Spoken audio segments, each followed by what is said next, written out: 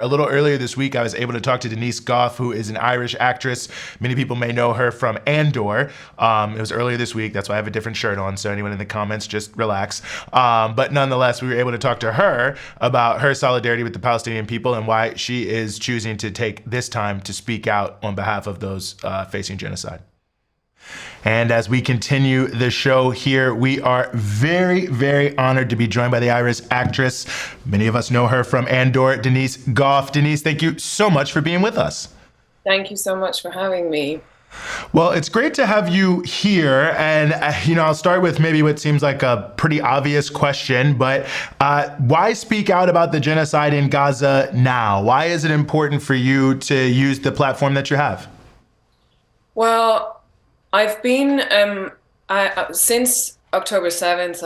I only joined Instagram a little before then, and I'd always had a real issue with Instagram. I find it really difficult, and so I was trying to use it for like promoting work that maybe wouldn't get seen or whatever, and I have to combine it with a bit of self-promotion for my job. But then after October 7th, which was awful, I just went deep into like an education, more of an education than what I'd had before. And it became pretty clear. I was vocal pretty quickly about using the word genocide too. And it was really scary to use it when, we were not allowed to. It feels like now there is a bit of the tide is turning a bit and people are less afraid to speak up. And I think that's down to the kind of groundswell of people deciding we've had enough. And if we feel that way, can you imagine what it's like for those poor people under constant attack, So I don't really have a choice, it feels to me. I don't have a choice. I have to say something. And also what I will say too is we're being asked by Palestinian people to speak. And so in years to come, when people say, I didn't know what to do, it's like, but we know what we're being asked to do. Palestinian people, the videos I see of women standing on rubble with their arms outstretched saying, please, please speak up. So I'm sort of doing what they are asking me to do. That's what I'm doing.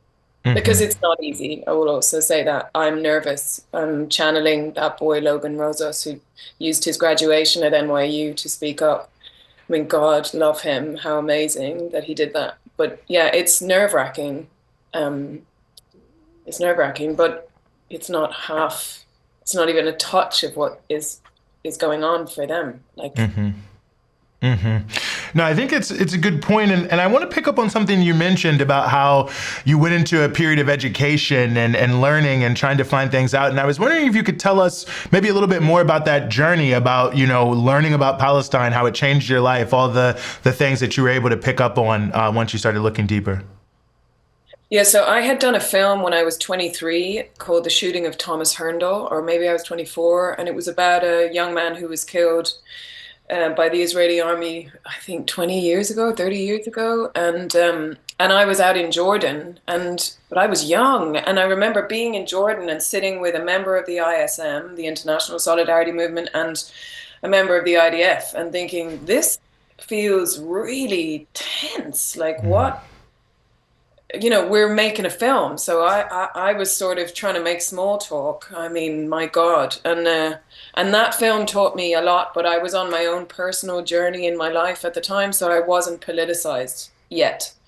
And so in the last 19 months, I try to read everything I can read. Like if you can't handle sometimes the history can be a lot to take on. So I read a book like this, We're Not Numbered, which is people's stories. It's really easy to get into The Question of Palestine by Edward Said. This tiny little book by children, Palestinian children, A Million Kites. And I watch everything. I try every week to watch something because it's a lot to take on. We have to look after ourselves to be able to bear witness.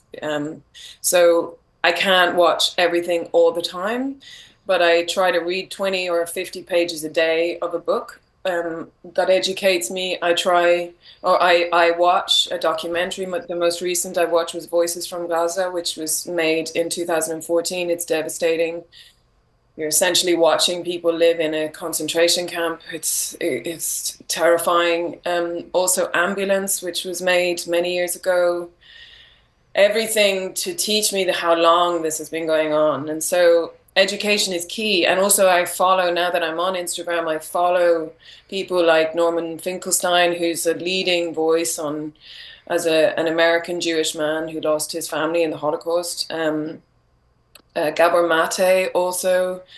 I seek out voices more educated, more informed than me, because I'm just a person who happens to have a modest Instagram following and who is in the public eye slightly.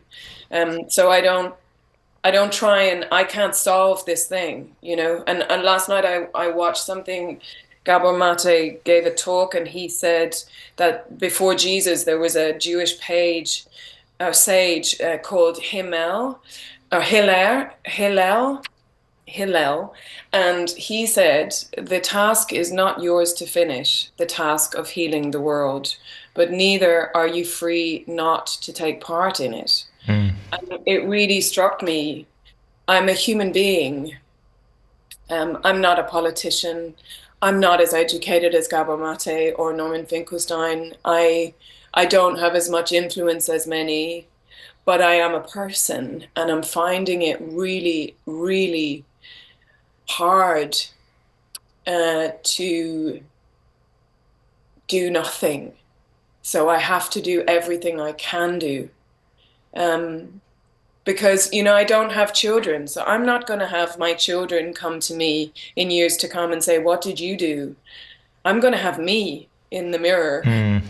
I'm going to be the person asking that of myself. And already I feel like I don't do enough. And I have to be careful of expecting too much of myself. But I do know, like when I look at Ireland, for example, like Ireland has been incredibly vocal and supportive from the get-go and throughout history. I think because our own history is so linked. I only found out recently of that history. Like the black and tans who were employed to terrorize Irish civilians after the War of Independence were then sent to Palestine. So we were terrorized by the same army. So I'm really proud of the power of, and also they can serve as an example. The Irish society at the moment are serving as an example of what can happen when there is a groundswell of people. They have not let up, and as a result now the Irish government are taking action, concrete action, because we're hearing a lot of words, aren't we? We're all hearing these words, and I'm grateful at least we're hearing the words, but people can change things, but we need people. And I feel like I said, social media totally freaks me out, but if I'm going to use it for self-promotion, then I also have to use it for the promotion of the rights of other people, you know. And yeah, I'm talking a lot. No, listen, it's totally fine, and I also want to say I really appreciate you holding up the book We Are Numbers, and of course I'd be remiss if I didn't recognize here Rifat Alarir, who is a part of the We Are Numbers project. We Are Not Numbers project, and it's an important book, and I also just want to shout out those folks because they've played a huge role also in building solidarity between Black people here in the United States facing racist police terrorism, the George Floyd uprising, which we just passed 5 years of. They've raised that issue in Palestine so much, so many of those young writers and artists and others.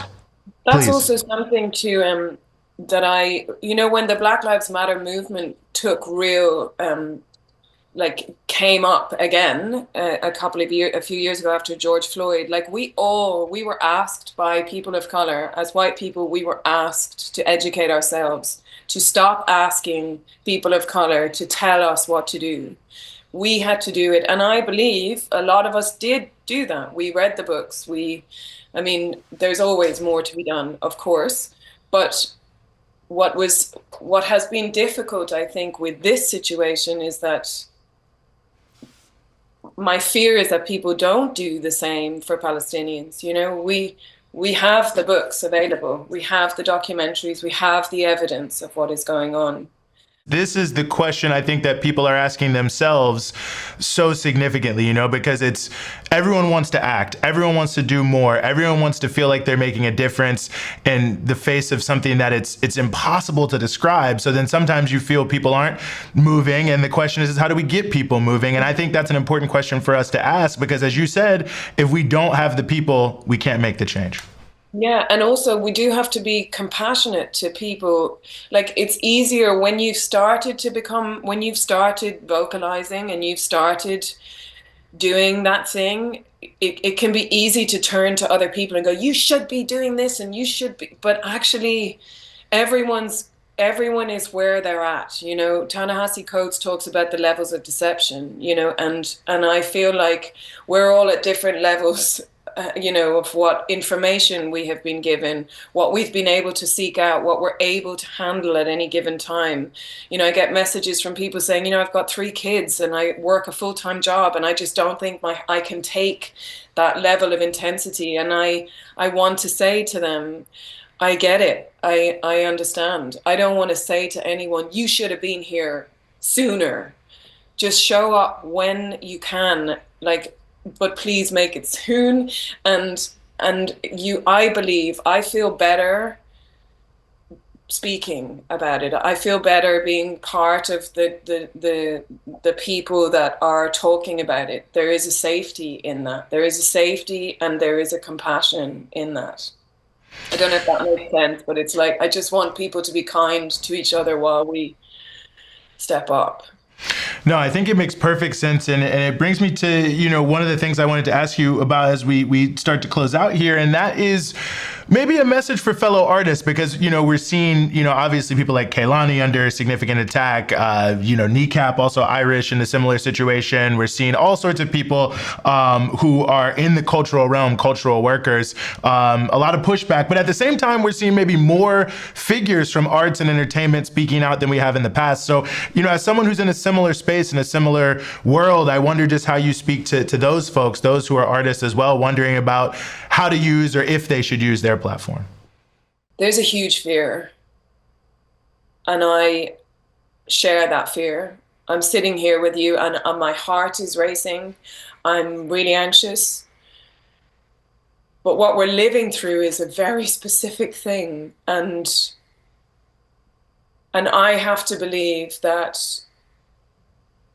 regardless, I have to believe that I will find the people that I'm meant to be working with. It's like the difference between the gang and the tribe, Maybe the gang are going to shut me out, and maybe the gang are going to cause problems for people, but the tribe won't. The tribe will find me.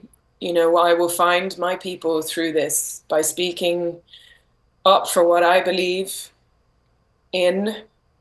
I'll find the people that I'm meant to be with. And I've been broke and all of those things before. I don't want to be that again, but if that is the price I have to pay for standing on the right side of history, then I'm gonna have to pay that price if that's what comes. So it's okay to be afraid, is what I'm saying, I guess. We're all afraid, but we can all help each other with that.